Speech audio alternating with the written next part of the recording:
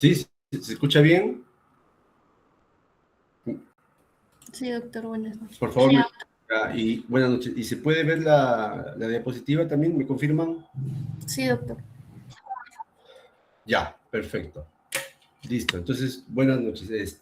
Con todos ustedes, vamos a empezar las exposiciones. El día de hoy vamos a hacer anemia hemolítica congénita y púrpura trombocitopénica idiopática, ¿no? Y ya la siguiente clase, que debe ser mañana o pasado o más tardar, leucemia y trombofilia, ¿ya?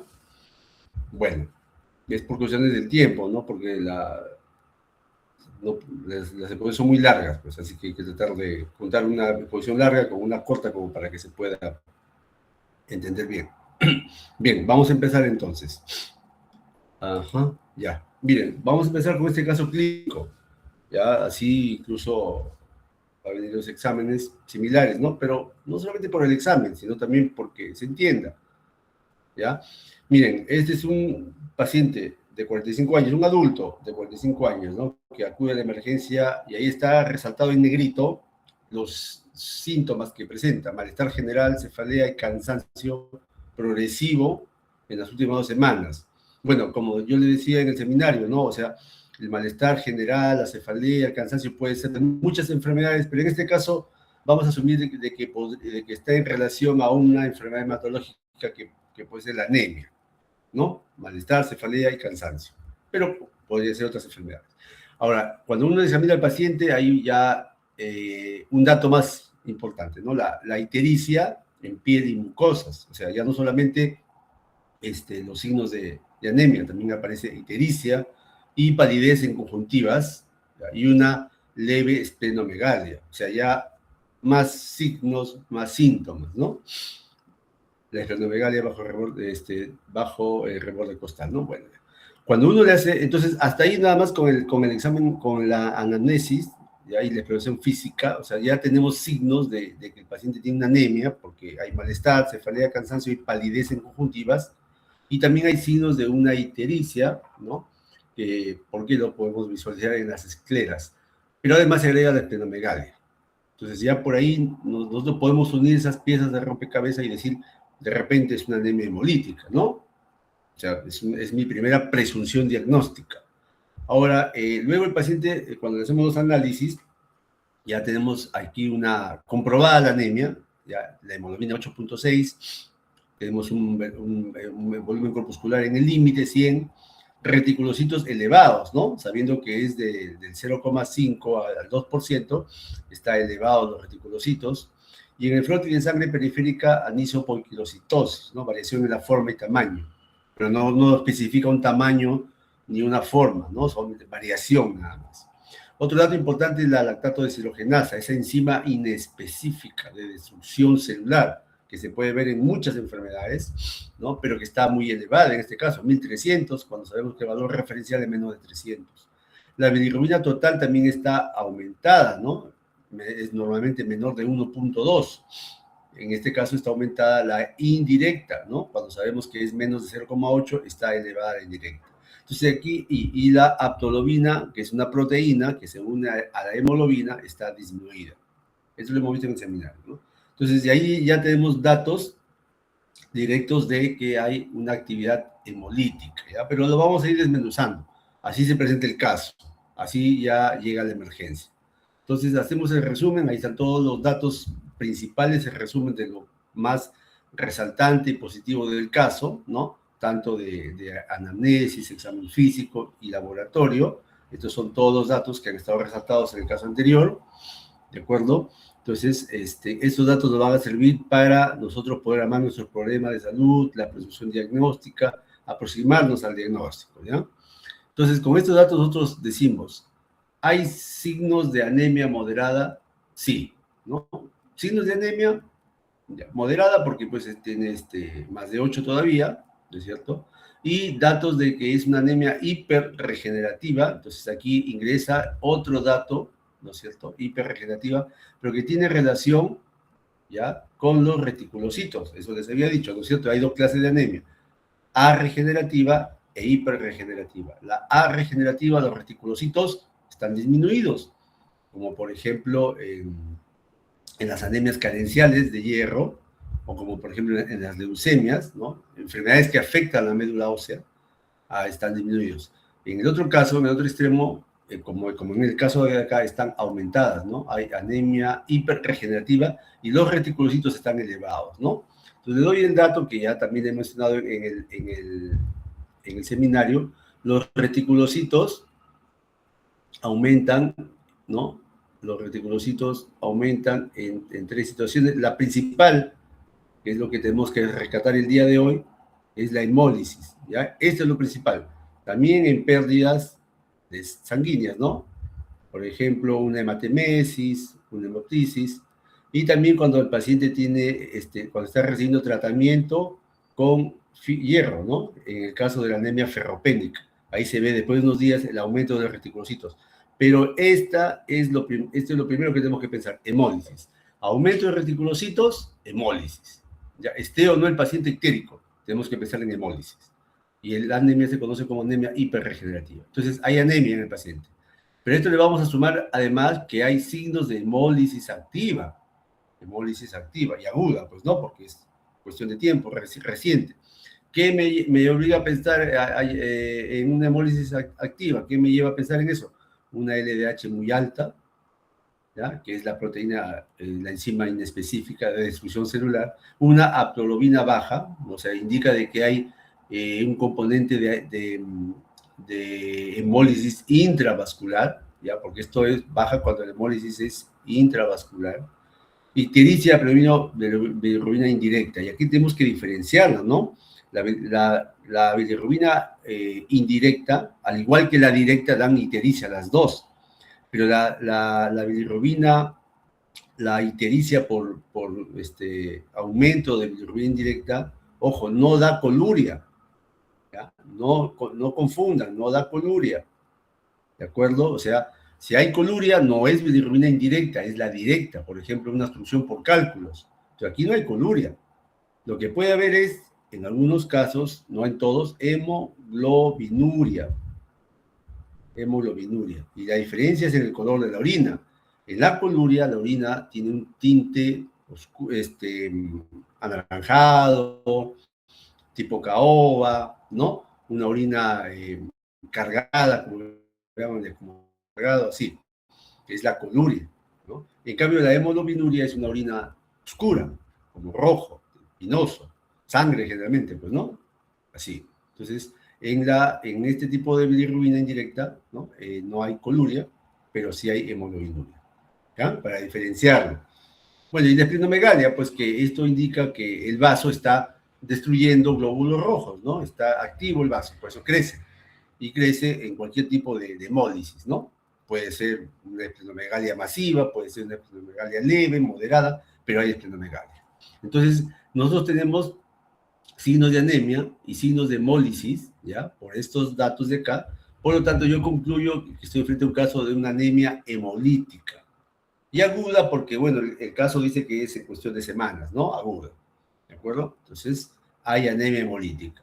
Entonces, hasta ahí yo puedo estar tranquilo de que estoy frente a un caso de anemia hemolítica. Ahora, me pregunto, ¿no? ¿Esta anemia hemolítica será congénita, o sea, el paciente nace con una enfermedad congénita en el eritrocito que está originando este cuadro, o es una hemólisis o una anemia hemolítica adquirida, reciente, ¿no? Adquirida, del adulto, del joven, pero adquirida.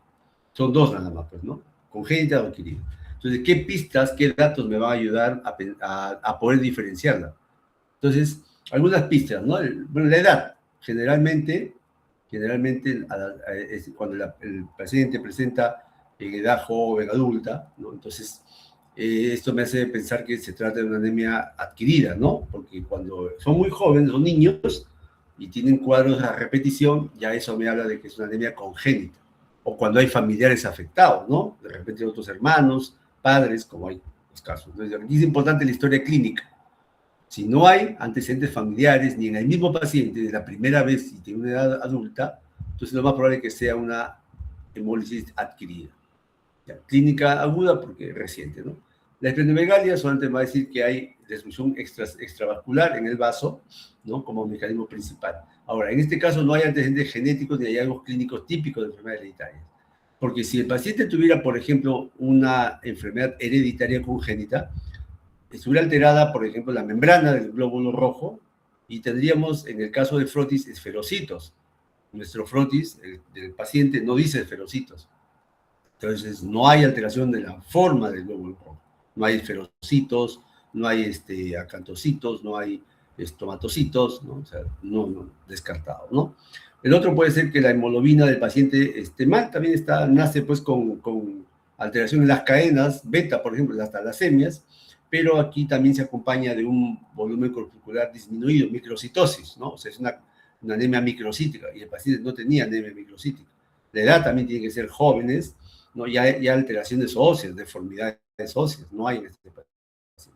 Ahora, si fuera una anemia falciforme, donde está alterado pues ¿no? ya la forma de la hemoglobina y el glóbulo rojo adopta una forma de hoz, entonces también estos pacientes tienen antecedentes, ¿no? Tienen ya úlceras en los malleolos, úlceras crónicas, o hacen ya cada cierto tiempo crisis hemolíticas, ¿no? Como el asma, ¿no? Que hacen crisis asmática cada cierto tiempo. Tampoco hay esos datos, entonces descartado. O el caso de que el paciente tuviera un déficit de nacimiento en esta enzima, glucosa 6-fosfato deshidrogenasa, pero generalmente eso se ve cuando el paciente está expuesto a ciertos fármacos como la nitrofurantoína, o ha estado con una sepsis, una enfermedad, ¿no? O consumo de habas tiernas, entonces el paciente desarrolla la hemólisis tampoco. Si no hay aquí, descartado, ¿no? Entonces, como es una persona adulta y no hay antecedentes, ¿no? de enfermedades familiares, crónicas, congénitas, entonces yo asumo que es una anemia hemolítica adquirida, ¿no? Probablemente autoinmune, ¿ya? Entonces, ya le agregué otro dato más, ¿no? Es una anemia hemolítica aguda, pero adquirida, ¿no? No congénita, ¿de acuerdo? Por datos que no hay en el paciente, ¿no? Y probablemente, le pongo probablemente autoinmune porque cuando es anemia hemolítica adquirida, la causa más frecuente son las autoinmunes. Ya es lo que vemos generalmente en emergencia, cuando son adquiridas. Entonces, para eso tengo yo que usar un examen más, que ustedes, ¿no? Ya lo van a poder identificar, para, que es el test de Coombs. El test de Coombs, ¿no? Es el examen que me va a decir si el paciente tiene anemia hemolítica autoinmune, ¿no? Ya sea por anticuerpos calientes, ¿no? De tipo IgG o fríos de tipo IgM, pero es autoinmune. Cualquiera de dos es autoinmune. Entonces, el examen siguiente que yo tengo que pedir es el test de Coombs. O sea, si yo estoy en emergencia con un paciente que ya sospecho de anemia hemolítica, porque tiene anemia, está itérico, bilirrubina indirecta elevada, ¿no? Y es una persona de mediana edad, adulto, y no hay sospecha de que sea crónico o que sea familiar, hereditario, entonces yo sospecho de una anemia hemolítica autoinmune hasta no demostrarlo. Tengo obligatoriamente que pedir el test de Coombs. Si me sale positivo, ya tengo la enfermedad, ¿no? De ahí ya tengo que ver, pues, según la serología, ¿no? Acá las enfermedades por crioaglutininas asociadas, ¿no? Pero ya eso lo hago con otros estudios, ¿no? En este caso, por ejemplo, aquí asociado a lupus, ¿no? A lupus, ¿no? Por acá, crioaglutininas, viroidestembar, micoplasma, etcétera, ¿no? Ya son cuestiones que se ven después. Entonces, ahora este caso, mira, este ya es un joven, un poco más joven, ¿no? Más, un varón más joven, de 20 años, nacido en la costa norte del Perú, donde hay muchas enfermedades familiares, congénitas, con historia de anemia e ictericia desde la infancia. Miren, aquí cambia la cosa, ¿no? O sea, este jovencito no es la primera vez que tiene anemia, no es la primera vez que tiene ictericia, pero no ha sido estudiada. O sea, solamente el familiar refiere que este joven, desde niño, ¿no? Se pone amarillo, le da anemia, le pasa y regresa, y así. Entonces acude a emergencia nuevamente por dolor intenso en región lumbar y miembros inferiores, ¿no? De 24 horas, un día recién, ¿no? O sea, agudo, muy agudo, acompañado de fiebre. Probablemente la fiebre ha desencadenado en este paciente un nuevo cuadro de anemia e ictericia. En la exploración física, el paciente está pálido, miren, palidez, pero también hay escleras amarillentas. O sea, la combinación, pues, ¿no? Anemia más ictericia. Ese binomio, ¿no? Y si le agregamos la esplenomegalia, ya tenemos la anemia hemolítica, pues, ¿no? Dolor a la palpación de huesos largos y región lumbar, esplenomegalia, se movió, esplenomegalia, ¿no? Acá tenemos esplenomegalia, y a 2 centímetros, o sea, un poco más grande ya el vaso. En el caso anterior era leve, aquí ya está a 2 centímetros por debajo del reborde costal, ¿no? O sea, ya un poquito más grande. No hay signos de grado activo, laboratorio, tenemos una hemoglobina más baja, ya está en anemia severa, miren, tenía previamente 9, ya bajó, o sea, que sí que está hemolizando el paciente, pues está más anémico. Reticulocitos altos, ¿no? Ya no tenemos desde 0,5 a 2%, pero en este caso está muy alto, 12%. Leucocitos también está elevado, nos habla de una probable infección, ¿no? Y la LDH bastante elevada también, 820. La bilirrubina total está elevada, pero a predominio indirecto. Nuevamente predomina la forma indirecta, ¿no? Sabiendo que no es mayor de 0,8, en este caso tiene, ¿no? Más, probablemente sea más de 1. Entonces, hasta ahí ya tengo datos de hemólisis, ¿no? Los reticulocitos, la LDH, la bilirrubina indirecta, ya me habla, pues, y la ictericia que tiene clínicamente de una anemia hemolítica, ¿no? Además, aquí en el frotis, miren, hay eritrocitos en forma de hoz, los llamados drepanocitos o falciformes, ¿no? Ese glóbulo rojo que adopta esta forma así de banana, ¿no? De hoz, ¿no? Y estos glóbulos rojos de esta forma no sirven realmente. O sea, estos glóbulos rojos así se aglutinan, ¿no? Se aglutinan, empiezan a hacer una serie de conglomerados de glóbulos rojos, ¿no? Y estos glóbulos rojos, cuando pasan por un vaso sanguíneo, por un capilar, que se bifurca, aquí se quedan ahí atorados, ¿no? O sea, ahí hacen como trombos. Y eso origina la isquemia de los tejidos, especialmente de las piernas, ¿no? Porque se afecta bastante a los miembros inferiores, ¿no? Y le da pues necrosis, le da isquemia de ósea, ¿no? Ya lo vamos a ver con más detalle. Entonces, este paciente tiene glóbulos rojos. Entonces, ya tiene una historia antigua, ¿no? Pero ya tiene algo de nacimiento, porque esto es de nacimiento, estos glóbulos rojos son de nacimiento, así, de este tipo de glóbulos rojos. No es adquirido, es congénito, es de nacimiento. Entonces, este muchacho también, bueno, su resumen, igual que el anterior, y también tiene actividad de anemia, sí, anemia severa, 7,8, hiperregenerativa, sí, pues están los reticulocitos elevados, ¿ya? Entonces ya saben que reticulocitos elevados es hemólisis, ¿no?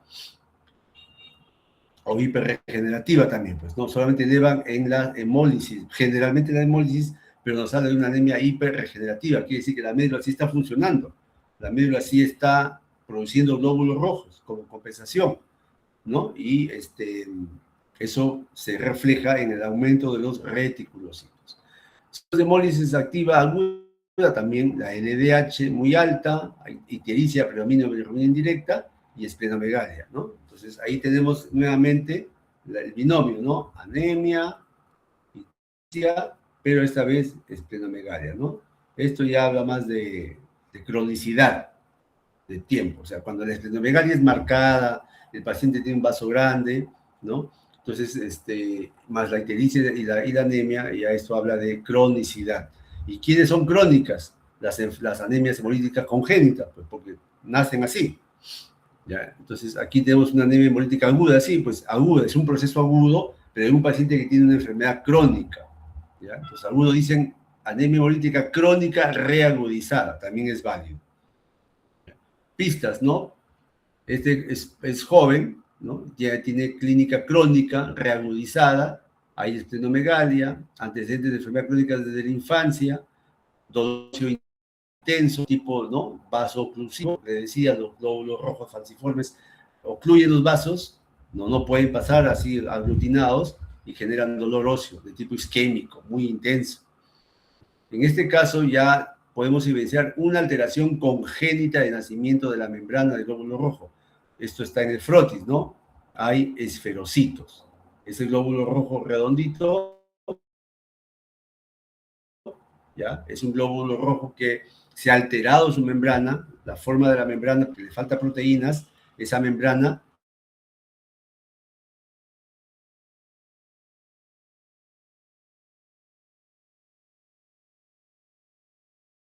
y se hace como un globo, como un esferocito. A ver, ajá, no, acá he cometido un error, a ver, aquí,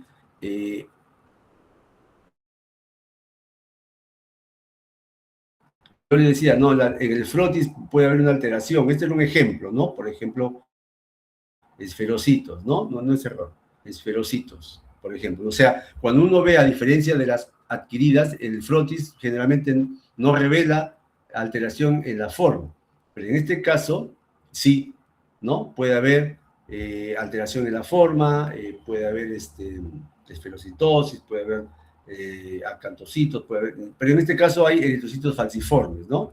Esto de acá, ¿no? Esto es lo que nosotros encontramos y ya nos habla de que es una anemia hemolítica adquirida, congénita y crónica. Muy bien. Entonces, anemia hemolítica congénita de tipo falciforme con crisis oclusiva, ¿no? Entonces, los glóbulos rojos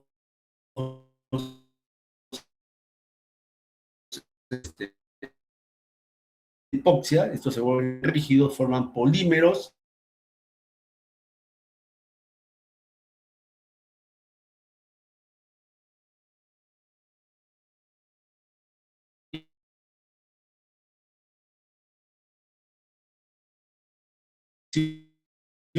¿no? Una infección aguda, que es el desencadenante de que este paciente haga una nueva crisis política. Las infecciones, ¿no? Provocan situaciones de mayor metabolismo y entonces los tejidos exigen más oxígeno y si este paciente tiene glóbulos rojos falciformes, no van a poder cumplir pues, con esta misión de dar más oxígeno. Entonces hay una especie de hipoxia en los tejidos y eso hace que los glóbulos rojos aglutinen y se destruyan, ¿no? Muy bien. Entonces, estos dos casitos muestran pues un caso de anemia adquirida y de anemia congénita, ¿no? Que es lo más frecuente que vemos en las emergencias, las anemias hemolíticas adquiridas, las autoinmunes. Pero a mí me han dado la clase de anemia cada dos tipos de anemia, congénita y adquirida, pero en este caso el sílabus manda solamente la anemia hemolítica congénita, ¿no? Porque también hay casos en el Perú, pero es más frecuente el otro tipo de anemia hemolítica, la adquirida, ¿no?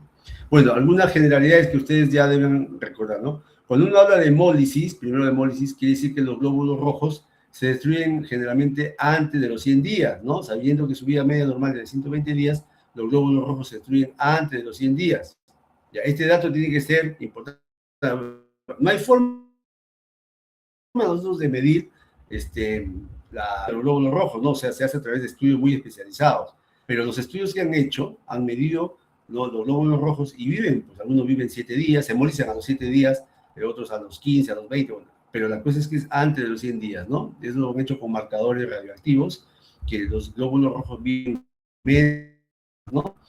Bueno, ahora, otro dato que debemos recordar es que el paciente, cuando hemoliza, ¿no? Esa misma cantidad de glóbulos rojos perdidos debe recuperarse. La médula ósea, a través ¿no? de sensores, percibe pues que hay pérdida de glóbulos rojos, ¿no? Entonces inmediatamente se activa la eritropoyetina en los riñones y esto estimula la médula ósea. Cuando la médula ósea es sana, está bien, estimula el crecimiento de los nuevos glóbulos rojos, ¿de acuerdo? Pero aquí viene un cambio en la velocidad. Cuando hay una hemólisis muy intensa, la médula ósea no va a esperar que pasen los 7 días normales, que es el tiempo en el cual se forma un glóbulo rojo, sino que acelera la producción de glóbulos rojos y por eso es que aparecen los reticulocitos, que son los glóbulos rojos jovencitos, que recién han perdido el núcleo,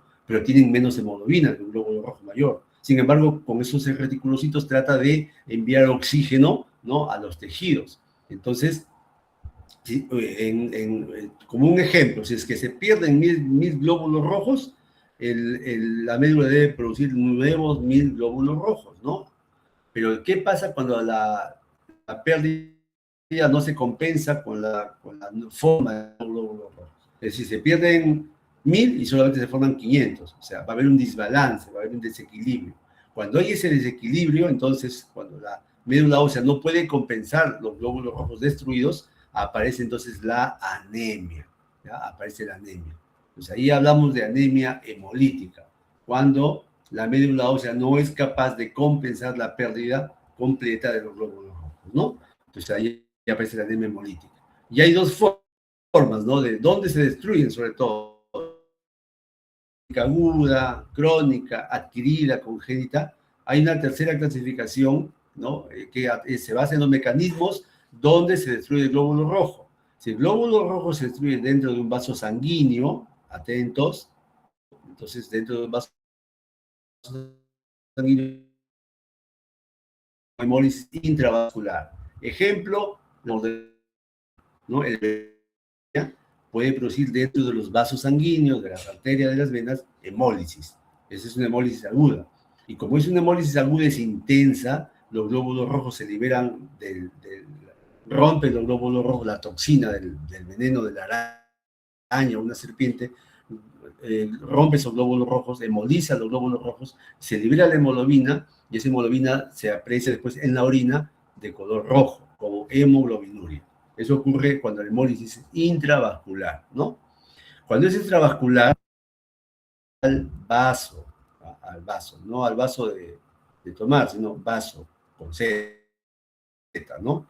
En el vaso tiene una célula llamada macrófago, que es la que se encarga de destruir a los glóbulos rojos, de hemolizar, ¿ya? Entonces, los glóbulos rojos anormales, dañados, afectados, pasan por el vaso, el macrófago los destruye, los hemoliza.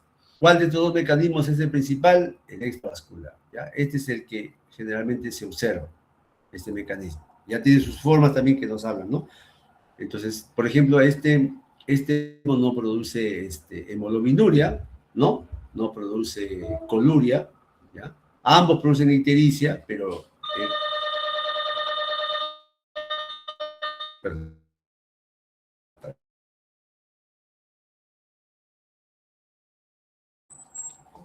¿Puedes contestar? Yo le llamo. No, ya le he dicho que no. Claro. Ya.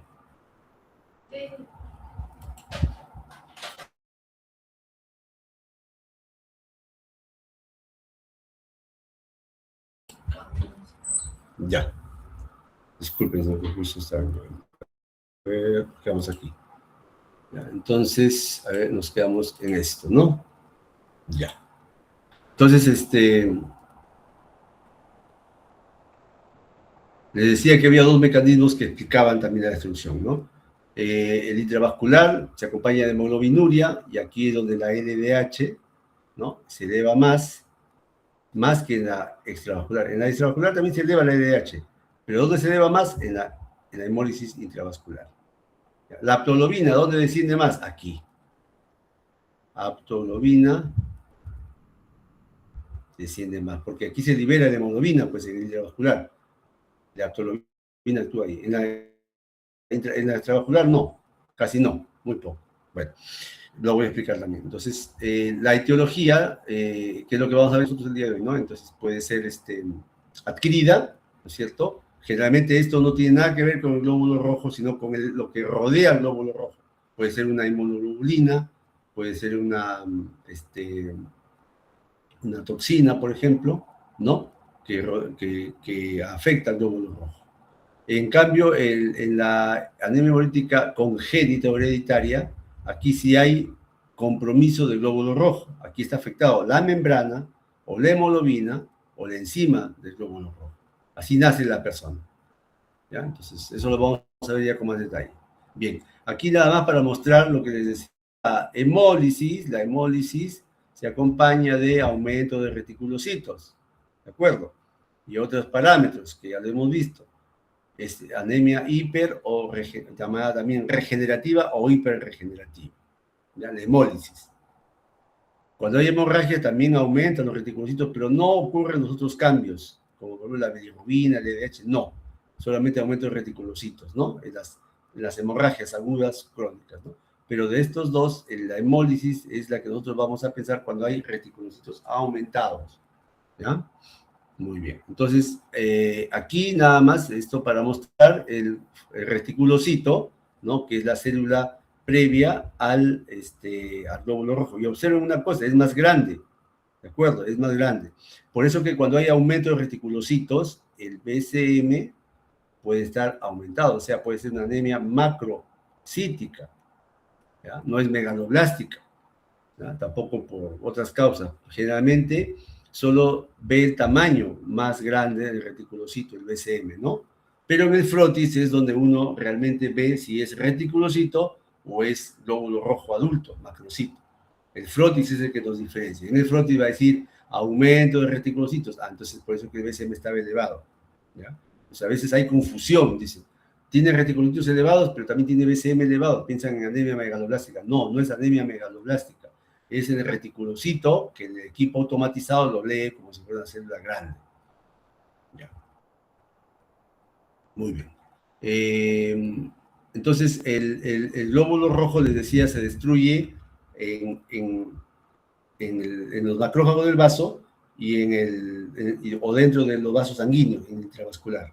El mecanismo principal, ¿no?, es el extravascular, en los macrófagos del vaso. 85-90% de los glóbulos rojos se destruyen en el extravascular, o sea, en el vaso. ¿Y quién lo destruye? El macrófago, ¿ya? Entonces, el macrófago es el que destruye al glóbulo rojo y el macrófago se encarga de formar la bilirrubina, ¿no? Que es la sustancia que proviene del hierro, del glóbulo rojo, de la hemoglobina, ¿no? Pasando por biliverdina, se forma la bilirrubina indirecta, esta se une a la albúmina, y así es presentada al hígado para que sea conjugada, metabolizada en bilirrubina directa, ¿ya? Esta hemoglobina indirecta es tóxica, por si acaso, es liposoluble, es tóxica para el cerebro, ¿no? Para los tejidos nerviosos centrales, especialmente los ganglios basales. La bilirrubina directa no, esta es la bilirrubina que se libera en la bilis, ya es hidrosoluble, no es tóxica realmente, ¿no? Y la que se libera al intestino a través de la vía biliar, ¿no? Entonces, este es digamos, el mecanismo principal por el que se destruyen los glóbulos rojos, cuando llegan sobre todo a cumplir sus 120 días de vida promedio, ¿no? A esa edad, el glóbulo rojo, ya llamado glóbulo rojo senecto o glóbulo rojo viejo, entonces es englobado por un macrófago y lo destruye, ¿no? Lo destruye. El otro mecanismo es, acá mismo, es la hemólisis, ¿no? La hemólisis intravascular, un 10%. Bueno, esto también ocurre de manera fisiológica, pero no es el mecanismo principal. El mecanismo principal es a través del macrófago. Igual, cuando un glóbulo rojo se destruye dentro del vaso sanguíneo, igual se libera de hemoglobina, inmediatamente se une a la aptoglobina, o si la hemoglobina libera el hierro en el vaso sanguíneo, se une a la hemopexina, y estos son presentados al hígado para degradarse en bilirrubina directa. O sea cualquier forma de la hemólisis extravascular o intravascular, ¿no? Igual va a llegar siempre al hígado para ser procesada a bilirrubina directa, ¿ya? Aquí está la explicación de por qué la aptoglobina se consume, pues, ¿no? Porque se pega a la hemoglobina que se libera dentro del vaso sanguíneo. Entonces, mientras la hemólisis intravascular es el mecanismo más intenso, ¿no? O el que predomina, entonces se va a liberar más hemoglobina y la aptoglobina se va a consumir, igual que la hemopexina, ¿ya? Se consumen. Esas son las que están disminuidas. Bien, entonces, en la hemólisis extravascular que ocurre en el vaso, ¿no? Va a haber mayor formación de bilirrubina indirecta, ¿no? Y este tipo de bilirrubina no produce coluria, les había dicho, ¿ya? No produce coluria.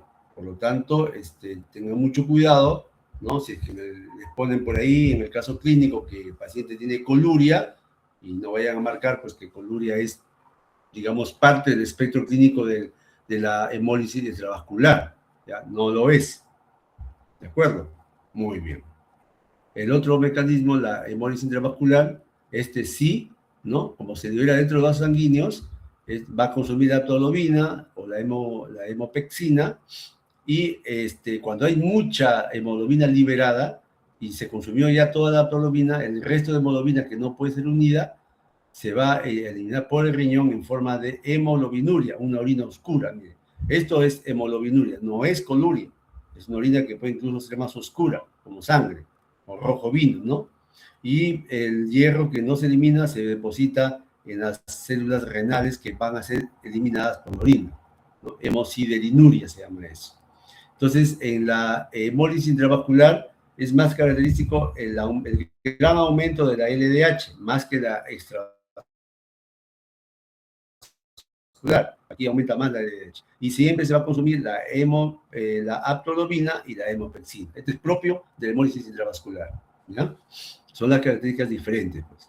Bien. Entonces, cuando ustedes ya tienen un paciente con anemia hemolítica, pues tienen que hacer la historia. Pues no lo van a dejar así solamente con la clínica. Hay que preguntar, ¿no? Tenemos que preguntar cuándo inició, ¿no? Desde cuándo está enfermo el paciente, si no es la primera vez, ¿no? Porque puede ser hereditaria.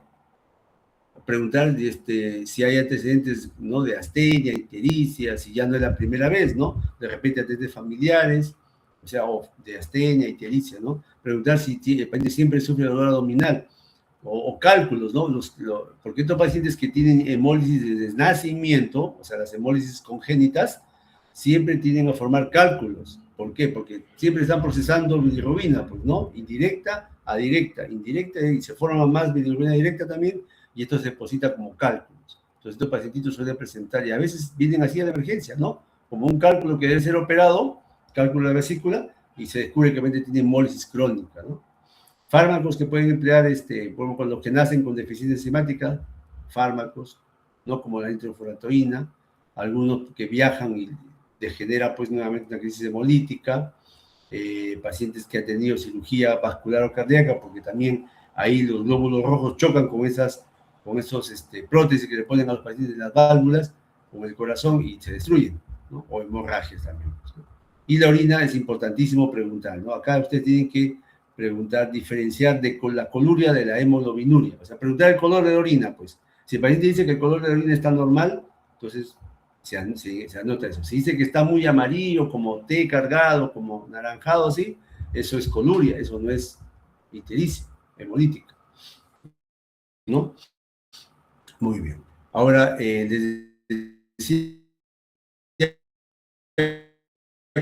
cuando es agudo, generalmente y las agudas sí pueden acompañarse de hemoglobinuria, ¿no? Si la hemólisis es intravascular, sobre todo, ¿no? Puede haber otros signos, pero que no siempre van a estar. La fiebre, dolor abdominal, choque hipovolémico, en caso de que la anemia sea muy intensa.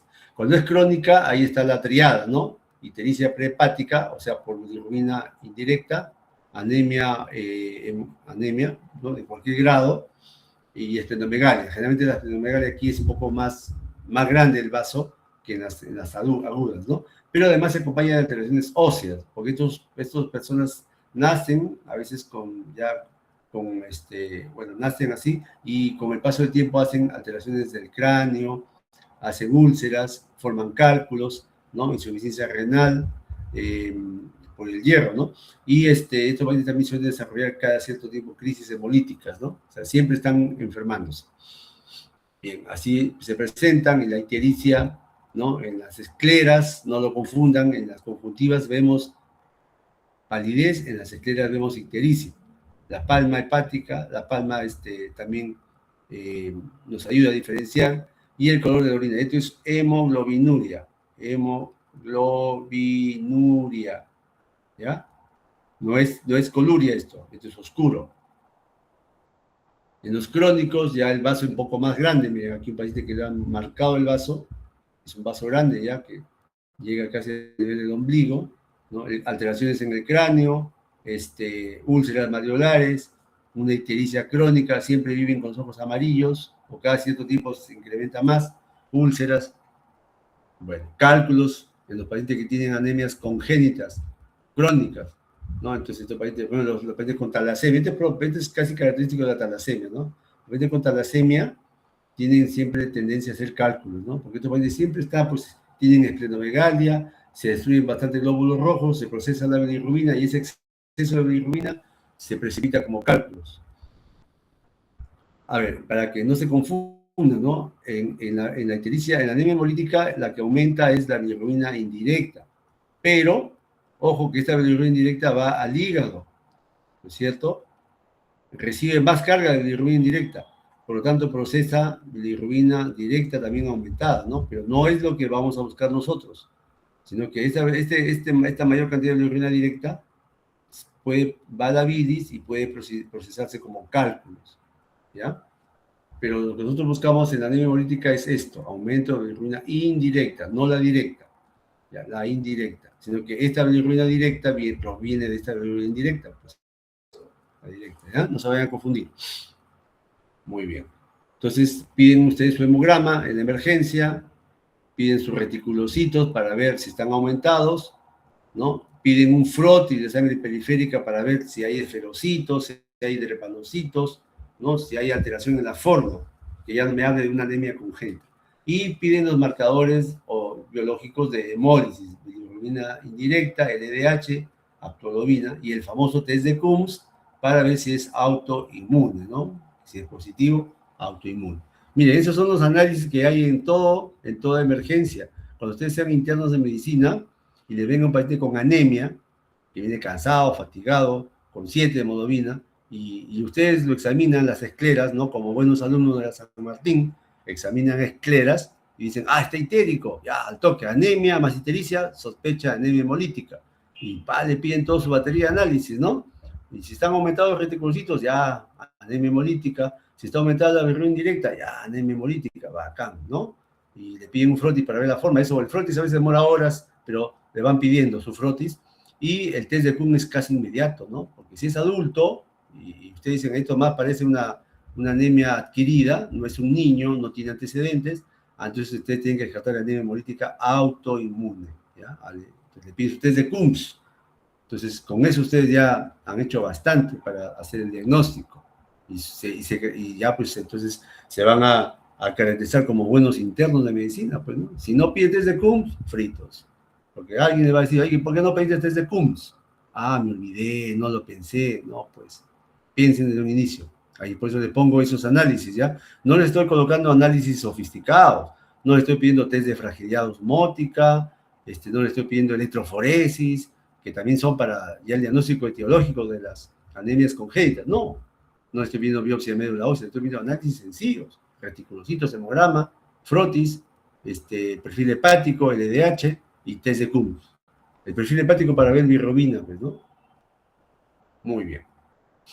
Entonces, los exámenes van a estar, pues, alterados. El hemograma siempre va a presentar la hemoglobina disminuida, ¿no? La anemia. El volumen corpuscular, la concentración de hemoglobina va a variar, no hay un dato exacto, puede estar aumentada, disminuida o normal, así que no entro mucho en detalles.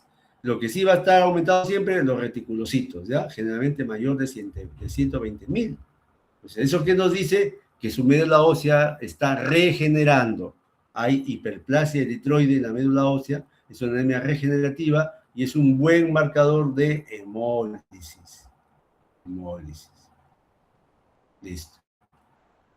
El frotis sanguíneo, pues les decía, ¿no? Puede tener muchas alteraciones, ¿no? Por ejemplo, policromatofilia, o sea, las variantes en la coloración, en la forma. Ya, si aparece por un esferocito, ya es una esferocitosis. Si aparece por ejemplo, un falciforme, ya anemia falciforme, ¿no? Entonces, así vamos a verlo. Ojo, pero aquí hay un marcador importante. Este glóbulo rojo roto, así, destruido, ¿ya? Se llama esquistocito. O sea, el frotis te informa esquistocito, que es un glóbulo rojo fragmentado o roto. Y eso no se ve en cualquier enfermedad, Se ve en la anemia hemolítica, pero tipo microangiopática, coagulación intravascular diseminada, la púrpura trombocitopénica trombótica y el famoso SHU, síndrome urémico hemolítico, ¿no? En niños sobre todo. ¿Ya? Entonces, y en algunas valvulopatías cardíacas. Entonces, aquí es donde se ven los glóbulos rojos. Entonces, tengan cuidado. Si el frotis, su paciente con anemia hemolítica, les informa de esquistocito, piensen en esto, al toque, sobre todo en PTT. O si es niño, en SHU, ¿ya? Síndrome urémico hemolítico. Ya, si no aparece, mejor, pues. También puede informarnos de ciertas alteraciones dentro del citoplasma del glóbulo rojo, ¿no? Por ejemplo, los cuerpos de Heinz, que son más que todo indicativos del déficit de esta enzima, ¿no? O de repente, pues, precipitados de exceso de cadena beta, en alfa-talasemia, bueno, algunas formas, ¿no? Pero hay que buscar todo eso en el frotis de sangre específico, hay que esperar el informe siempre. Ahí pueden haber esquistocitos, esferocitos, diagnocitos, bueno, esto ya lo tienen sus textos. Esto lo pueden ver ustedes. Aquí está el glóbulo rojo roto, forma de fantasma, esquistocito. Bien. Aumento de bilirrubina indirecta, aumento del LDH, atolobina disminuida, hemopocina disminuida, ¿ya? Eso lo revisan ustedes. Pues son marcadores que siempre vienen dentro de las preguntas de los exámenes. El test de Coombs, ¿no? Que es para ver nada más que hay autoinmunidad. Esto, para eso sirve. Puede ser un test de Coombs directo o indirecto, no interesa. El que empleamos más es el directo. O sea, evaluamos los glóbulos rojos del paciente, ¿no? Para descartar, para ver si tienen anticuerpos en la superficie, ¿ya? Porque así se llenan de anticuerpos, esos anticuerpos se pegan, se aglutinan, y eso es lo que vemos en el tubo de ensayo, ¿no? Aglutinación de glóbulos rojos con un reactivo, y eso indica que el test de Coombs es positivo, que indica que hay anticuerpos en la superficie del glóbulo rojo, o sea, es una enfermedad autoinmune, test de Coombs. Bueno, entonces, a mí me ha encargado revisar esto de las anemias congénitas, ¿no? Que son propias del glóbulo rojo, es decir, está alterado la hemoglobina, la membrana o la enzima, ¿ya? Del glóbulo rojo. Por eso se llaman también anemias hemolíticas intrínsecas, porque es propio, o sea, propio del glóbulo rojo. Ejemplo, la talasemia, que es una alteración de la hemoglobina, la esferocitosis, que es una alteración de la membrana del glóbulo rojo, y el déficit de glucosa cefosfato de deshidrogenasa, que es un déficit de la enzima, que son pocas las enzimas que hay en el glóbulo rojo, pero que le falta al paciente. Estos pacientes nacen así, se llama congénitas, nacen así. ¿Ya? Bien. Entonces, las congénitas, el defecto puede estar en la membrana del glóbulo rojo, en su enzima, ¿ya? En la enzima, especialmente la glucosa 6-fosfato de deshidrogenasa, o puede estar el defecto en la hemoglobina. De esos tres, el más frecuente, lo que vemos es defecto en la hemoglobina del paciente.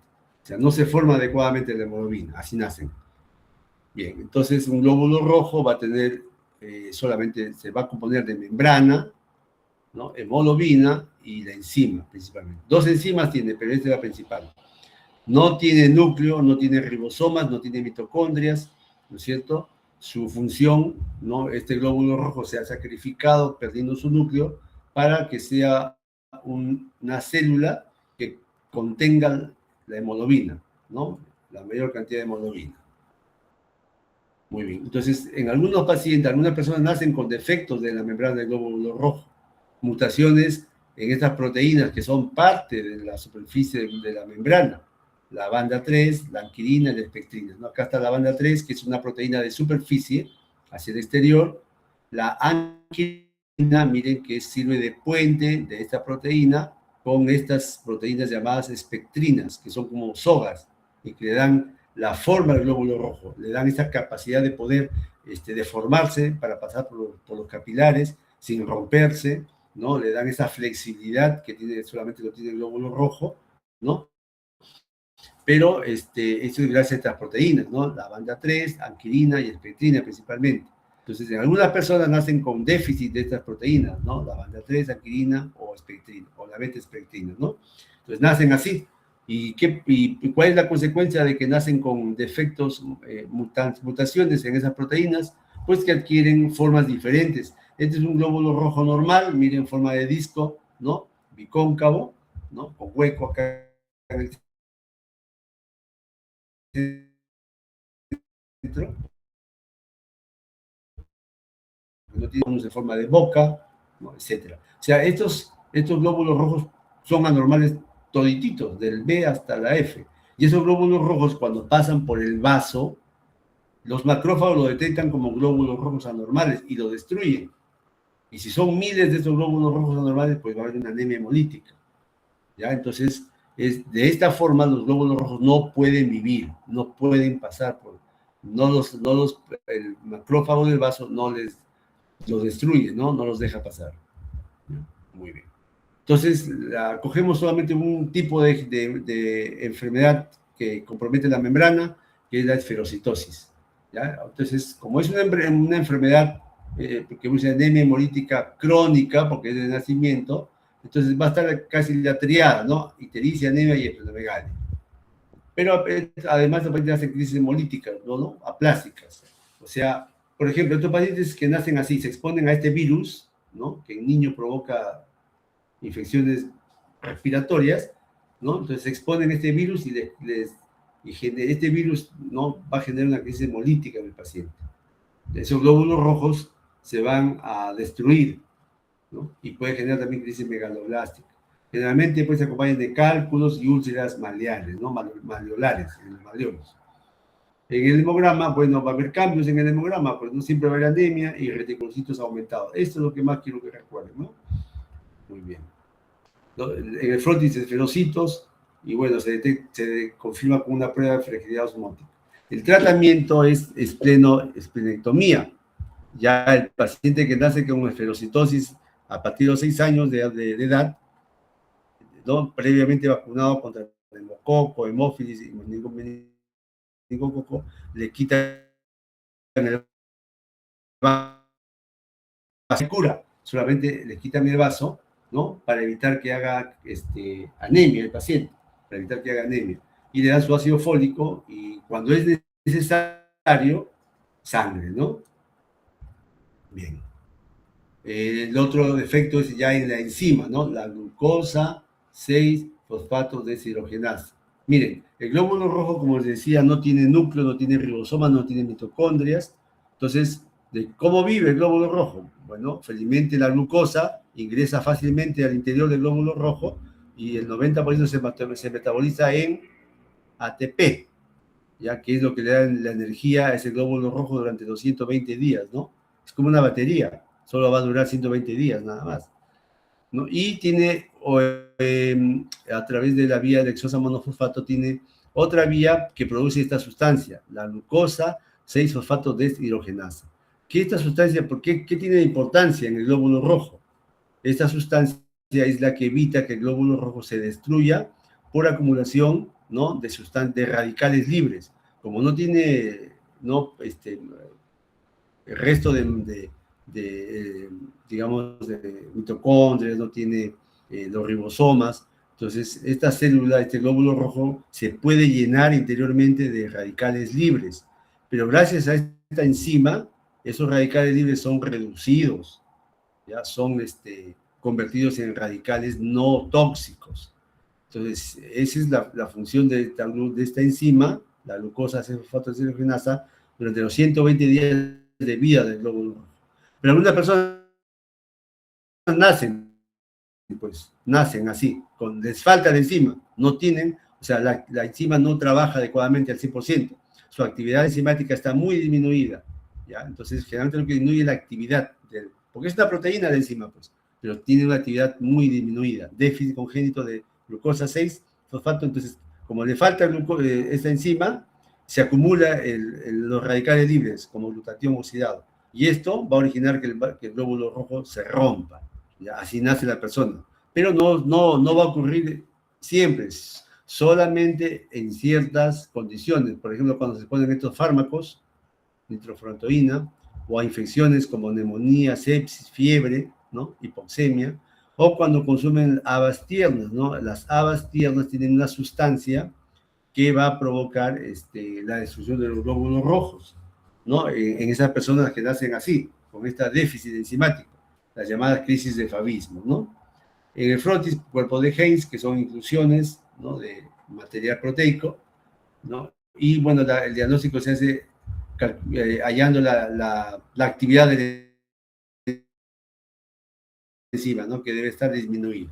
El tratamiento es prevenir la crisis hemolítica, o sea, que no se expongan a estas sustancias, prevenir las crisis hemolíticas y darles ácido fólico, ¿no? Para que no hagan anemia megaloblástica. El tercer defecto es el defectos en la hemoglobina. Recuerden ustedes que la hemoglobina tiene 4 grupos hemo, que, o sea, con hierro cada grupo, y 4 cadenas de globina. Esto es lo que compone la hemoglobina. 4 grupos hemo, 4 cadenas de hemoglobina que están acá a la derecha. Entonces, en el adulto, la mayoría de adultos tenemos este tipo de hemoglobina, la llamada hemoglobina A1. Se compone de 2 cadenas alfa y 2 beta. 97% de las personas tenemos este tipo de hemoglobina. Un 2%, hemoglobina 2 alfa, 2 delta, y 1% de ciertas personas todavía retienen su hemoglobina beta, 2 alfa, 2 gamma. Bueno, estos son casos raros, ¿no? Tenemos este tipo de hemoglobina. Es decir, se debe formar dentro del glóbulo rojo 2 cadenas alfa y 2 cadenas beta.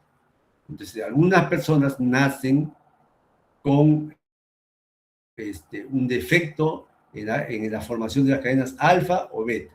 Por ejemplo, si no se producen las alfa, esta enfermedad se conoce como alfa-talasemia. Si las que no se producen son las beta, serían las beta-talasemia. O sea, le falta. En lugar de tener 4 cadenas, solo tiene 2 cadenas alfa o beta y las otras faltan. ¿Ya? O también puede ser un defecto cualitativo, ¿no? En un aminoácido, ¿no? Entonces recuerden que la hemoglobina es una proteína, ¿no? Entonces, en algún punto un aminoácido falla, se cambia un aminoácido por otro y basta que eso ocurra, entonces ese glóbulo rojo que era forma de disco, ¿no es cierto? Que era forma de disco, se convierte en un glóbulo rojo drepanocito o falciforme. O sea, solamente porque se alteró un aminoácido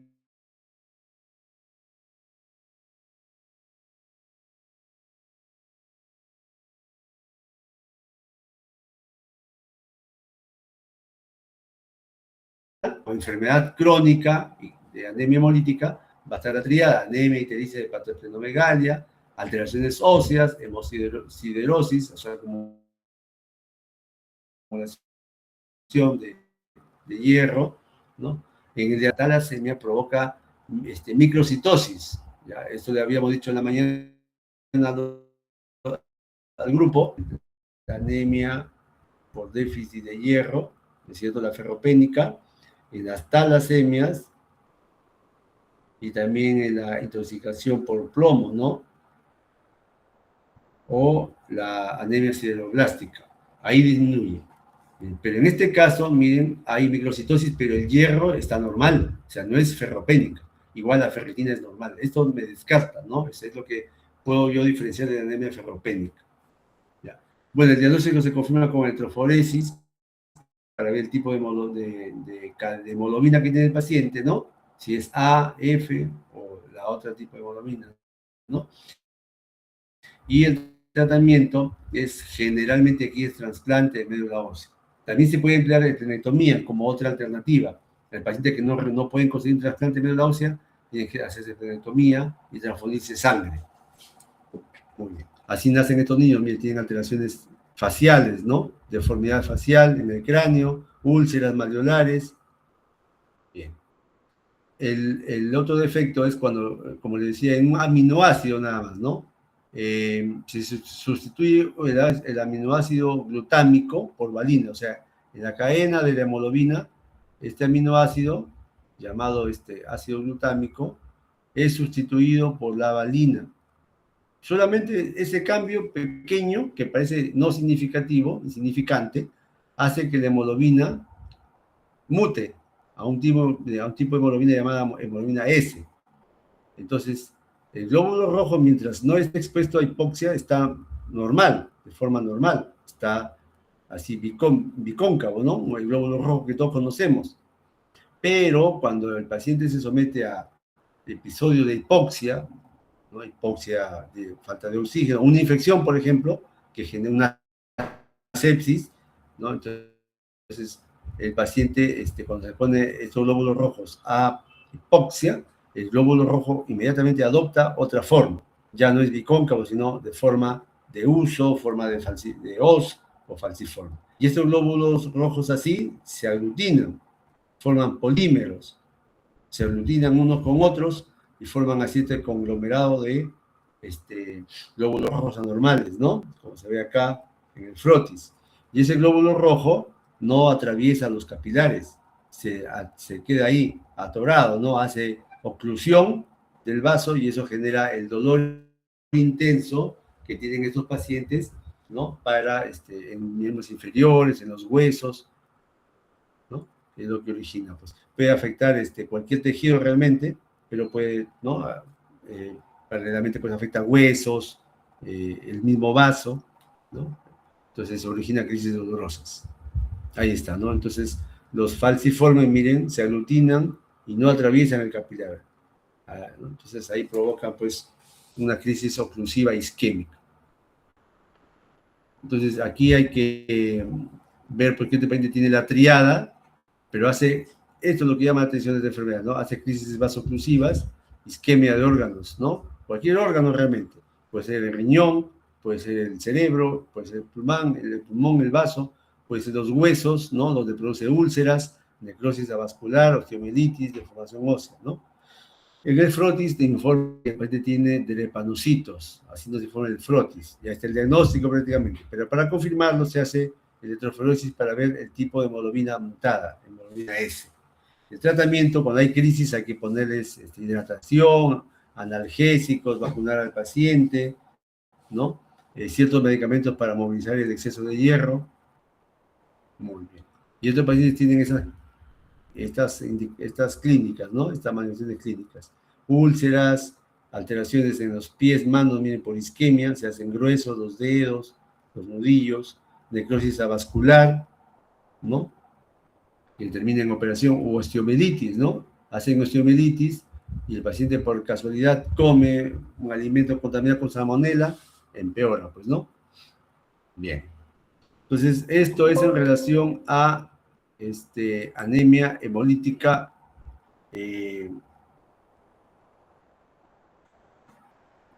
congénita. Si hubiera alguna pregunta.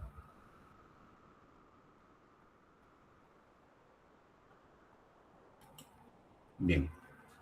Vamos a hacer una pausita de un minuto nada más. Quiero tomar un poquito de agua. Y regreso. Ya un momentito, por favor.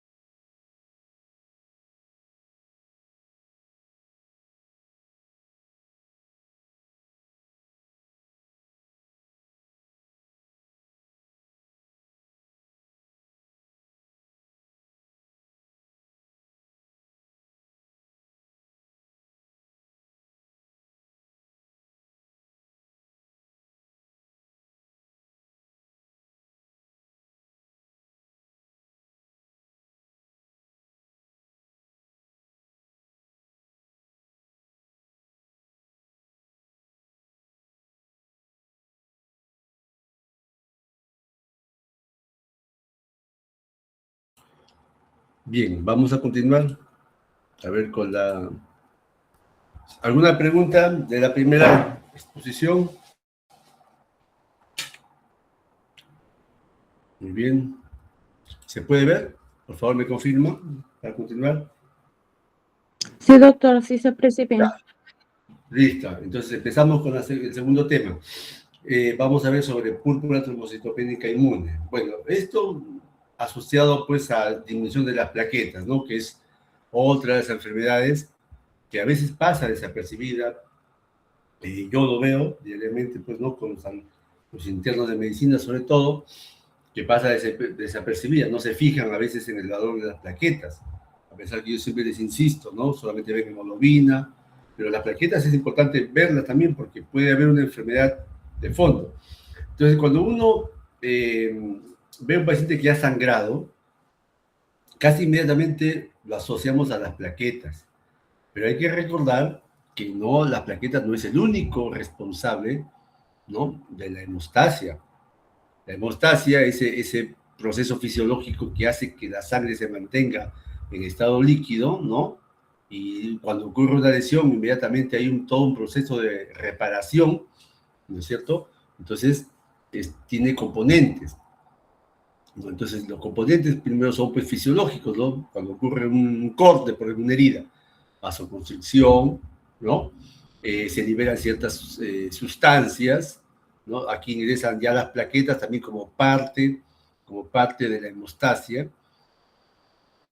¿no? Y luego ingresan ya de manera secundaria los factores de coagulación. Entonces, cuando ocurre una herida, ¿no? Las primeras medidas son propias de los vasos sanguíneos. El vasoconstricción disminuye el flujo sanguíneo, después las plaquetas, ¿no? Empiezan a formar el tapón hemostático primario y después por los factores de coagulación ese tapón hemostático primario se convierte en un tapón hemostático secundario estable. Y luego ese tapón, ya cuando el paciente ha recuperado, el vaso sanguíneo se ha recuperado, ese tapón hemostático tiene que ser lisado, ¿no? O degradado, ¿no? Porque no puede quedarse ahí pues todo el tiempo. Entonces, miren, interviene el endotelio, interviene las plaquetas, intervienen los factores de coagulación. Esto es relacionado al hígado, ¿no? Porque es ahí donde se forman los factores de coagulación. Entonces, las plaquetas no es el único componente, el único responsable del sangrado, ¿no? Cuando hay un sangrado. Son varios componentes. Pero la plaqueta, pues, es uno de los principales componentes, porque sirve como puente, ¿no? Si no hay plaquetas, no se forma tapón hemostático. Entonces, esa vasoconstricción no va a poder contener todo el tipo de sangrado. No se forma el tapón, ¿no? Y no se va a formar el tapón hemostático secundario. Entonces, las plaquetas cumplen un papel importante ahí, pero no es el único. Bien, entonces la hemostasia primaria, les decía, es el endotelio, ¿no? Y nosotros, si queremos ver, pues, digamos, estudiar ese endotelio, ¿no? Tenemos que conocer algunos aspectos fisiológicos, ¿no? Por ejemplo, que hay vasoconstricción local, que hay adhesión a ese endotelio de las plaquetas, ¿no es cierto? O de otras sustancias como el factor de von Willebrand, luego se liberan sustancias, bueno, finalmente el fibrinógeno, todo ese tipo, pues, de mecanismos fisiológicos que uno los puede estudiar, ¿no? A través de ciertos exámenes que ya les voy a mencionar. Por ejemplo, si queremos evaluar la hemostasia primaria, donde interviene el endotelio y las plaquetas para formar el tapón hemostático primario, el examen que nos permite ver ese tapón, ¿no? Es el tiempo de sangría. El tiempo de sangría, que es el que evalúa el tiempo en el cual se forma ese tapón primario, ¿ya? Que puede ser 5 hasta 7 minutos. ¿No? Y, por ejemplo, si el paciente tiene plaquetas disminuidas, entonces el tiempo de sangría va a estar alterado, va a estar alargado. O si tiene enfermedades como von Willebrand, también ese tiempo de sangría va a estar alargado. O si el paciente toma antiagregantes, aspirina, clopidogrel, el tiempo de sangría está alargado, o sea, el tiempo en el cual se forma el tapón. Por eso que una de las recomendaciones para pacientes que se van a operar es que no consuman aspirina, clopidogrel por lo menos 5 a 7 días antes de la operación. Porque si consume aspirina hasta el mismo día, hasta un día antes de la operación, por ejemplo, Entonces, el tiempo de sangría va a estar elevado. Entonces, el paciente va a sangrar. Entonces, el cirujano lo que espera es que el paciente deje de sangrar inmediatamente.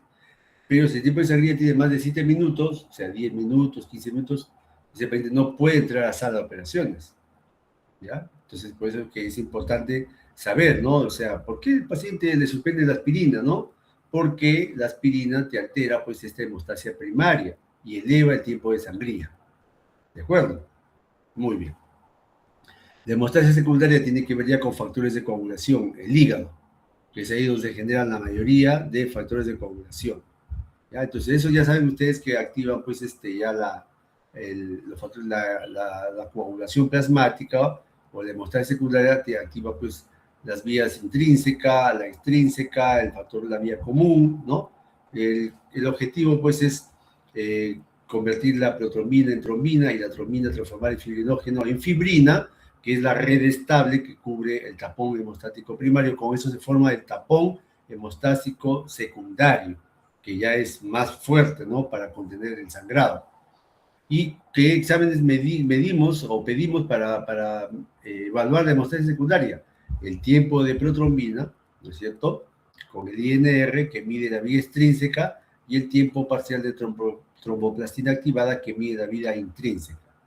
Entonces, ciertas enfermedades van a afectar la hemostasia secundaria, es decir, van a afectar los factores de coagulación. Las plaquetas pueden ser normales, pero está afectado los factores de coagulación, por ejemplo, la hemofilia, ¿no es cierto? La hemofilia A, B, el déficit de vitamina K, por ejemplo, porque estos factores son dependientes de vitamina K, y si el paciente tiene déficit de vitamina K, estos factores no se van a activar, pues. O cuando consumen anticoagulantes como warfarina o heparina, que van a alterar también los factores de coagulación, ¿ya? Estos son los exámenes, miren, que nosotros pedimos en emergencia, ¿no? No solamente el recuento de plaquetas, que debe estar entre 150.000 a 450.000, sino también el tiempo de sangrado, de 3 a 7 minutos, o el tiempo de sangría que les decía, ¿no? Y el tiempo de coagulación, que también son pruebas que miden, pues, la hemostasia primaria, ¿no? Luego la hemostasia secundaria lo medimos con tiempo de protrombina, tromboplastina activada, trombina, fibrinógeno, dímero D. Todo esto mide la hemostasia secundaria. Y esto de acá mide la hemostasia primaria, ¿no? Así. Entonces, esos análisis nosotros debemos pedir también en emergencia. Generalmente nosotros pedimos perfil de coagulación. Cuando pedimos perfil de coagulación, comprende, pues, estos exámenes y estos de acá, ¿no? O sea, para medir tanto la hemostasia primaria como secundaria. Muy bien. Entonces, lo que vamos a ver hoy día es una enfermedad que produce trombocitopenia, es decir, disminución de las plaquetas. Y si bien es cierto, el valor de las plaquetas son de 150.000 a 450.000, ¿no? Entonces, cuando baja recién por debajo de 100.000, o sea, cuando los valores son menos de 100.000, es cuando recién decimos que es una trombocitopenia clínica, ¿ya? Clínicamente manifiesta. Entre 100.000 y 150.000 no hay alteraciones en el paciente. Pero cuando es menos de 100.000 ya el paciente tiene ciertas manifestaciones, ¿no? Empieza a presentar. Puede ser congénita, un poco rara, y adquirida, que es lo más frecuente, lo que vamos a ver hoy día, ¿no? Y la adquirida puede ser, o sea, ¿cómo es que el paciente adquiere esa trombocitopenia? Por enfermedades o compromiso medular, como trombocitopenia central, o lo más frecuente, ¿no? La trombocitopenia periférica, o sea, que ocurre en los vasos sanguíneos. O bien se destruyen las plaquetas, o bien se consume, por ejemplo, en coagulación intravascular diseminada, o bien se secuestran las plaquetas en un órgano principal llamado el vaso, ¿no? Como por ejemplo en las enfermedades hepáticas, como en la cirrosis. Bien, la enfermedad que produce destrucción, la enfermedad es el PTI, ya lo vamos a ver. Secuestro es, por ejemplo, la cirrosis, ¿no? Produce secuestro de plaquetas. La coagulación intramuscular diseminada y el PTT, o el SHU, son enfermedades que consumen plaquetas, ¿no? Y se destruyen generalmente cuando hay una púrpura trombocitopénica idiopática. Bien. Importante consultar siempre al paciente las antecedentes de enfermedades que también pueden dar alteraciones en el número de plaquetas, ¿no? Los pacientes lúpicos, los pacientes hepatópatas, los pacientes que tienen enfermedades malignas, ¿no? Los pacientes como leucemia, ¿no? O que tienen tumores sólidos, pueden desarrollar en algún momento de su enfermedad trombocitopenia, o pacientes que han sido contagiados, ¿no? de estas enfermedades, sarampión, parvovirus, sepsis, VIH, virus de hepatitis C, también pueden desarrollar trombocitopenia. Pacientes que consumen ciertos fármacos también pueden desarrollar trombocitopenia, o pacientes que también son sometidos a radiación ionizante también pueden desarrollar trombocitopenia. O sea, la radiación afecta en la médula ósea la formación de plaquetas. Entonces, miren cuántas enfermedades, ¿no?, que producen trombocitopenia. O sea, que la trombocitopenia es parte de estas enfermedades. El examen físico tenemos que evaluar principalmente piel y mucosas, ¿ya? En trombocitopenia tenemos que evaluar piel y mucosa principalmente, ¿ya? Buscando equimosis, petequias, hematomas, ¿no es cierto? También vamos a ver, de repente la trombocitopenia tiene relación con una enfermedad tipo linfoma o tipo leucemia. Hay que ver si hay adenomegalias, si hay hepatoesplenomegalia, ¿ya? Entonces, puede ser una enfermedad hematológica que está dando también trombocitopenia, ¿no? Y hay que ver si las otras series están caídas, ¿no? Por ejemplo, si en el hemograma cae la serie roja, cae la serie blanca y caen las plaquetas, entonces eso se conoce como pancitopenia, ¿no? Entonces ya eso me habla de que la enfermedad está a nivel de médula ósea. Algo está originando en la médula ósea que produce caída de las tres series, las plaquetas blancos y los glóbulos rojos. Y entonces es importante ver, porque ya no es lo mismo, ¿no? Un paciente que tenga pancitopenia que tenga trombocitopenia. Si hay pancitopenia hay que descartar leucemias, enfermedades de la sangre, ¿no? Pacientes que tienen enfermedades hepáticas, ictericia, arañas vasculares, circulación colateral. ¿Por qué? Porque estos pacientes pueden tener enfermedades hepáticas crónicas como la cirrosis, ¿no? O hipertensión portal de otras causas y origina trombocitopenia, ¿no? Signos de infección u otras neoplasias. Las infecciones también, ¿no?, disminuyen las plaquetas, igual las neoplasias. Bien, ahí tenemos la manifestación clínica que vamos a ver en piel y mucosas, ¿no? Petequias, equimosis, acá hay petequias, ¿no? O ya más grandes, pues, ¿no? Hematomas, equimosis, hematomas, así pueden llegar los pacientes. Entonces tenemos que ver cómo están las plaquetas, ¿no?, como parte de la enfermedad. Un paciente que tiene cirrosis hepática, abdomen batraciano, ictericia, ¿no? O también tiene, por ejemplo, ciertos signos de hemorragia, ¿no?, a nivel que van a hacernos pensar, pues, que el paciente puede tener enfermedades que originan trombocitopenia. Entonces, las plaquetas bajan por tres causas nada más, ¿no? Problema en la médula, déficit de la producción, o dos mecanismos periféricos: destrucción, consumo, ¿no?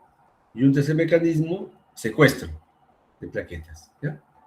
Déficit en la producción, ¿no? Este es el nivel de médula ósea, o periféricos, destrucción, consumo o secuestro. Y ahí tenemos un montón de enfermedades que explican la primera, el déficit, ¿no? Es decir, enfermedades que afectan la médula ósea. Ya son bastantes, pero aquí vamos a rescatar algunas enfermedades como, por ejemplo, la aplasia medular, ¿no?, que produce caída de las tres series. ¿Ya? La aplasia medular rara vez solamente produce caída de las plaquetas, también de los glóbulos rojos y blancos.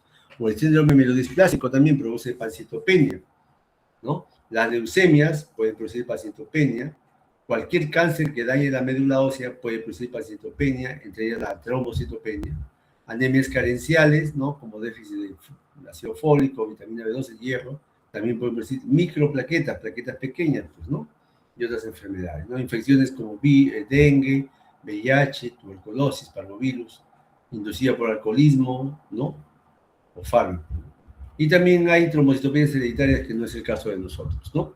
Entonces, todos estos obliga, pues, a hacer estudios, ¿no? Y sobre todo la aplasia, el síndrome mielodisplásico y la infiltración de médula ósea van a requerir biopsia, estudio de médula ósea, biopsia sobre todo, ¿ya?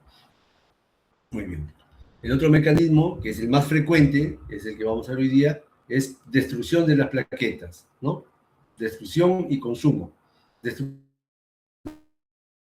de las plaquetas generalmente por anticuerpos. Ahí vamos a ver nosotros de aquí la enfermedad llamada púrpura trombocitopénica inmune o idiopática, el famoso PTI, ¿no?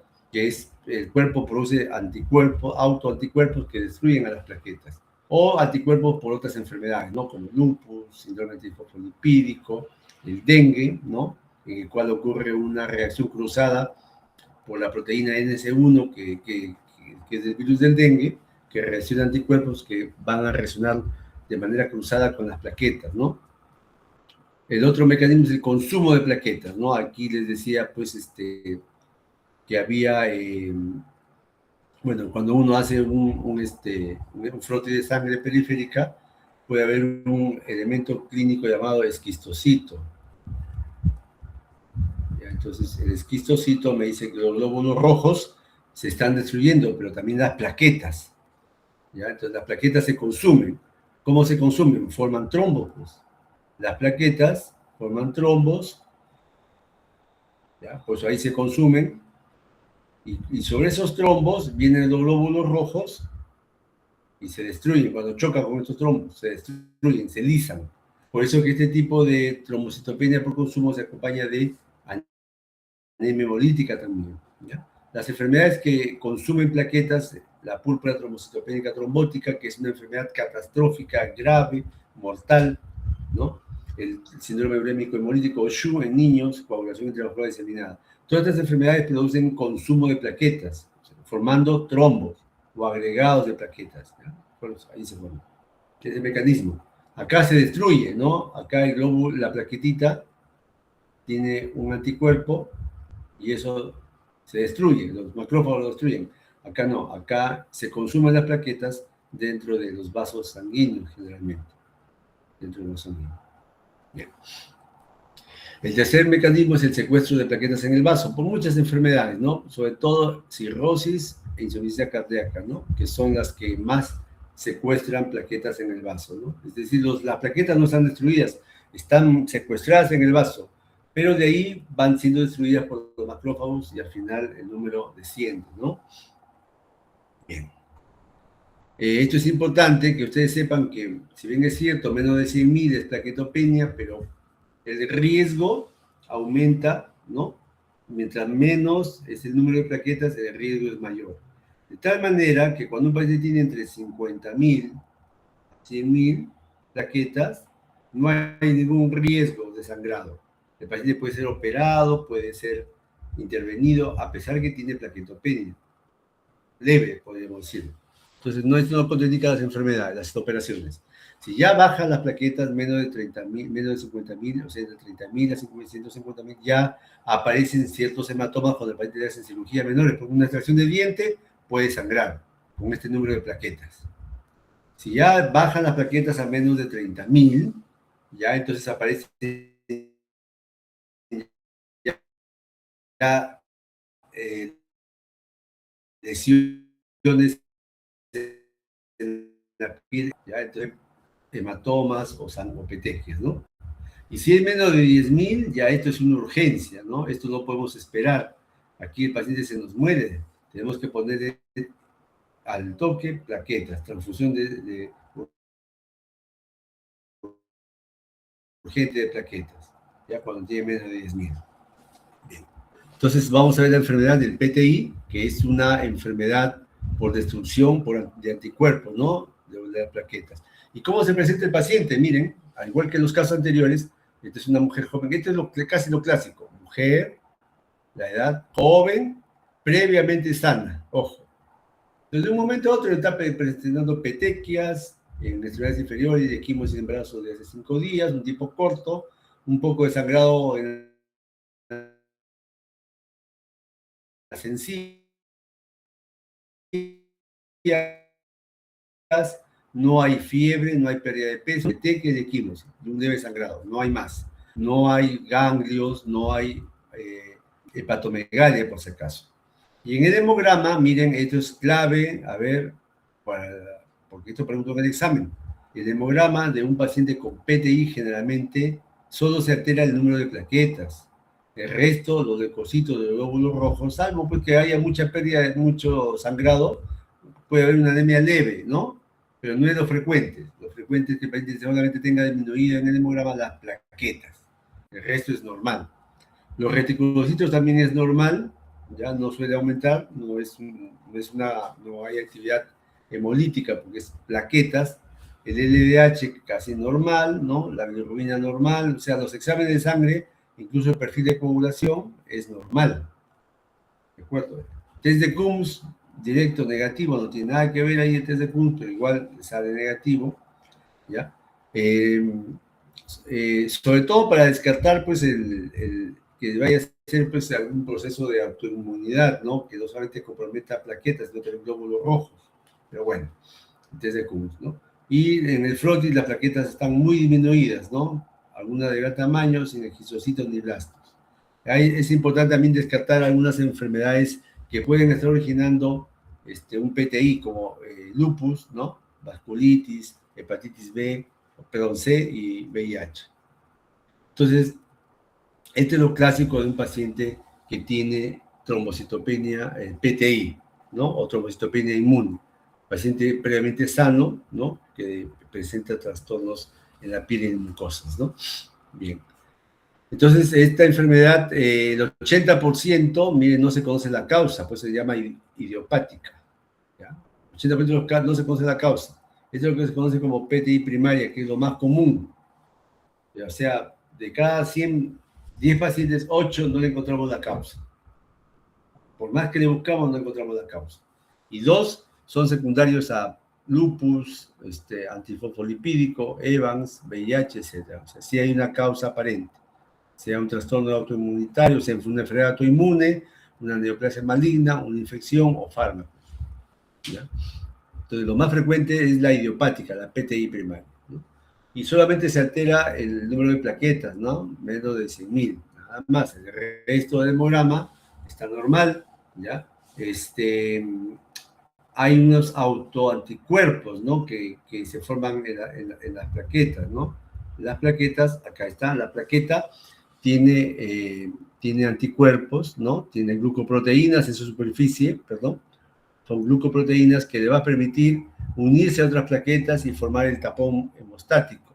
Entonces, esas proteínas que tienen superficie, esas glicoproteínas son, digamos, el lugar donde se puede formar anticuerpos contra estos antígenos, contra estas glucoproteínas, y eso termina destruyéndose.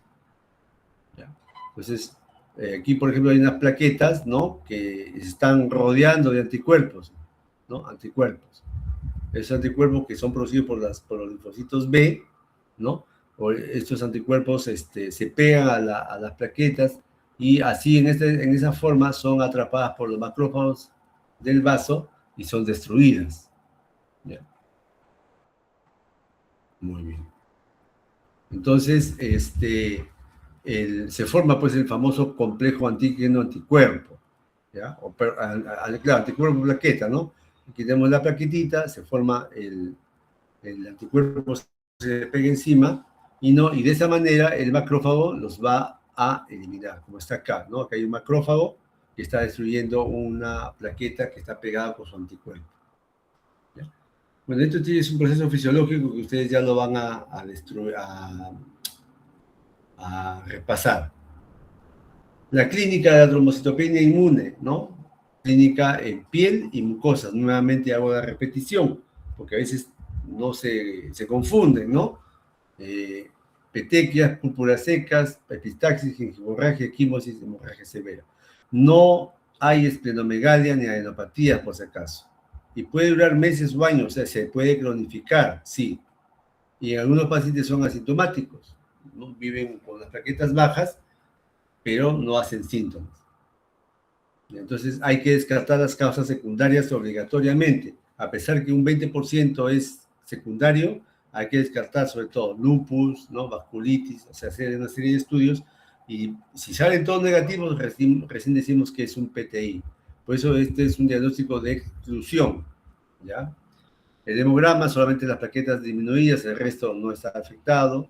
No hay que pedir anticuerpos acá, porque no se suele pedir, ya no está justificado que pidamos anticuerpos, el dosaje de anticuerpos. El tiempo de sangría está afectado porque recordemos que las plaquetas forman parte de la hemostasia primaria. Entonces el tiempo de sangría sí va a estar aumentado. El resto de pruebas, entonces característico, es normal. Es decir, en el PTI, el tiempo de protomina no va a estar alterado. Si está alterado ya no es PTI. ¿Ya? Muy bien. Y si las plaquetas bajan menos de 50.000 y empieza a presentar el paciente sangrado, entonces ahí le vamos a poner, ¿no?, esteroides, prednisona sobre todo, 1 a 2 miligramos por kilo por día.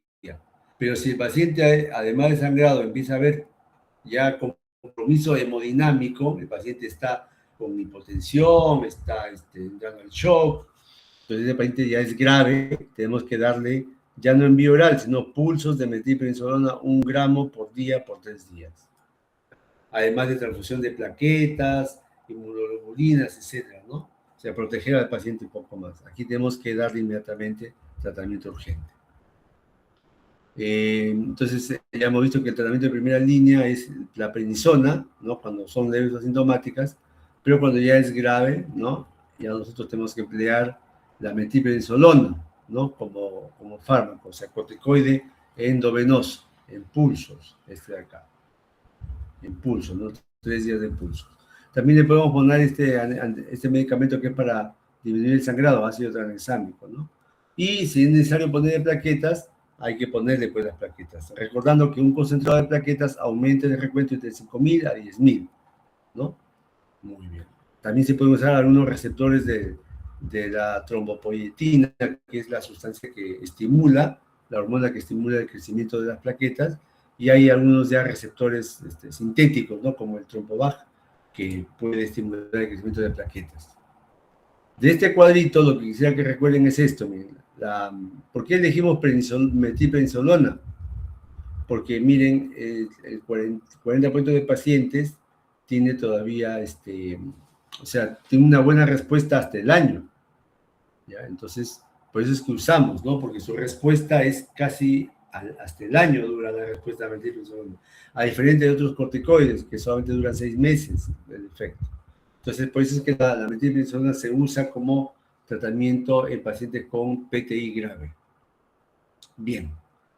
Entonces, recuerden esto del tratamiento, ¿ya? Porque los casos clínicos van a implicar el tratamiento. Miren, cuando las plaquetas están entre 50.000 a 100.000, solamente se observa al paciente. Se le mide las plaquetas cada cierto tiempo, ¿no? Pero en algunos casos, el paciente, por ejemplo, no tiene manifestaciones de sangrado y tiene más de 50.000 plaquetas, pero por ejemplo, lo van a operar, hay que ponerle, si le podemos poner corticoide, ¿no? O sea, el corticoide se puede usar ya según la evaluación, ¿no? Y es criterio médico ya, pues. O sea, aquí no es obligatorio dar corticoides, pero se puede dar en ciertos casos. En cambio, cuando el paciente ya tiene menos de 50.000, sí hay que darle sí o sí un corticoide, sea endovenoso o sea bioral. Es lo que quiero que recuerden, ¿ya? Muy bien. ¿Alguna pregunta? ¿Alguna duda?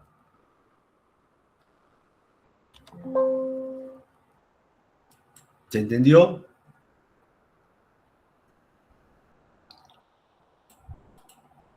¿Ya se durmieron? Ya. Muy bien, pues. Si no hubiera preguntas... Doctor, tengo una duda.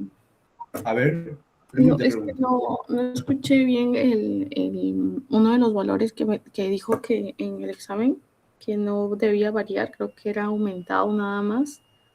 ¿Cuál dijiste? ¿El tiempo de sangría? Ah, eso. ¿Cuál? Eso creo que Claro. se refería.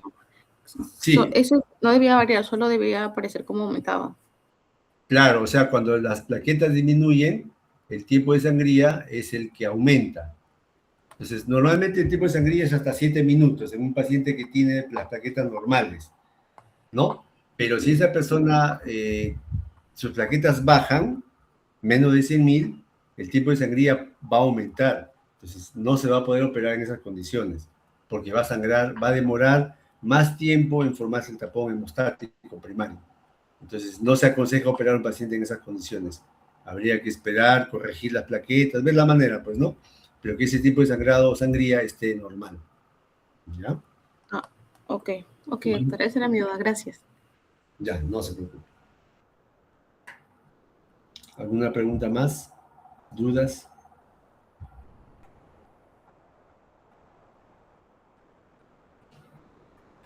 Bien. Entonces, si no hay más, más preguntas, damos por terminado estos dos temas. Quedan pendientes el tema de leucemia y trombofilia, que también ya lo tengo listo. Si no se puede mañana creo que es difícil, de repente el viernes, hasta el sábado podríamos hacerlo, ¿ya? Más probable que pueda ser el viernes, si tendría tiempo yo en la tarde, si es que se puede, pero ya coordinamos. Esto lo voy a enviar a la delegada para que comparta las exposiciones, ¿ya? Muy bien. Entonces, esto es todo. Buenas noches, jóvenes. Gracias, doctor. Gracias, doctor. Hasta luego. Hasta luego, pueden ir saliendo. Hasta luego. Vale, doctor.